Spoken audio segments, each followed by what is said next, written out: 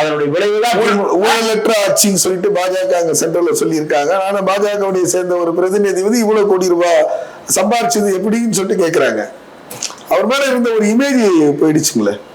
இல்ல அது பாஜகவுக்கு தெரிந்துதான், RSSக்கு தெரிந்துதான் நயினா நாகேந்திரன் தலைவரா போட்டு அமித்ஷா ஒரு சொடுக்கு போடுகிற நேரத்தில் எடப்பாடியுடைய கோரிக்கையை ஏற்று அண்ணாமலைய முன்னாள் தலைவராக்கினார். முன்னாள் தலைவராக்குறாங்க. பாஜகவுடைய மாநில தலைவரை முன்னாள் தலைவராக்குவதற்கு அதிகாரம் யாருக்கு கொடுக்கப்பட்டிருந்தது? எடப்பாடி கொடுக்கப்பட்டது. அப்ப அமித்ஷா எடப்பாடியுடைய கோரிக்கையை நீங்க உடனே நிறைவேற்றாரா அதை பாஜக RSS ஒத்துக்கொண்டதான் அர்த்தம். அவர் நீங்க என்ன சொன்னாலும் கேட்க. ஆமா, இப்ப அடுத்த கட்ட நகர்வா என்ன மாதிரியான இருக்கும் இவருடைய? ஏன்னா இப்ப செங்கோட்டையனை தூக்கி எரிஞ்சிட்டாரு. அதுபோல அந்த கட்சியில் இருக்கக்கூடிய துரோகிகளா இனி வெளியேற்ற தயாராயிடுவாரா?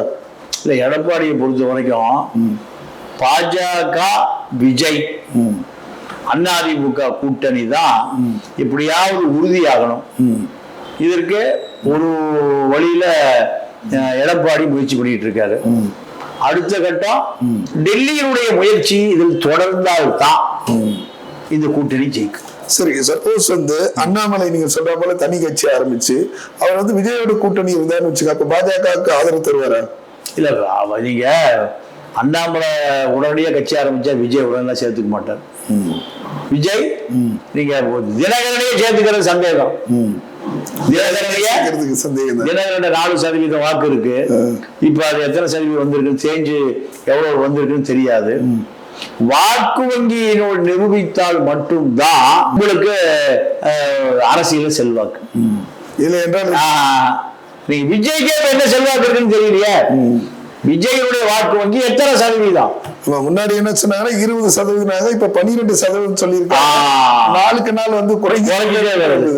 அதுக்கு காரணம் வந்து என்னன்னா அவங்க யாருமே வந்து எல்லாமே வந்து அரசியல் சார்ந்தவர்கள் எல்லாம் ரசிகர் கூட்டம் தான் அப்படின்றாங்க. அப்ப இந்த வாக்கு வங்கியில எடப்பாடிக்கு இப்ப எவ்வளவு தேவைன்னா ஒரு 10% தேவை. 10%. ஜெயலலிதா எப்படி 2011 விஜயகாந்த பர்ச்சேஸ் செய்தார், அதே போல விஜயை எடப்பாடி முயற்சிக்கிறார். அமித்ஷா அடுத்த கட்டம் அவரும் இறங்குவார். நீங்க மகாராஷ்டிராவில் பெரிய கட்சி சிவசேனா, அதையே உடைத்து சின்ன பொண்ணம் ஆக்கிட்டாங்க.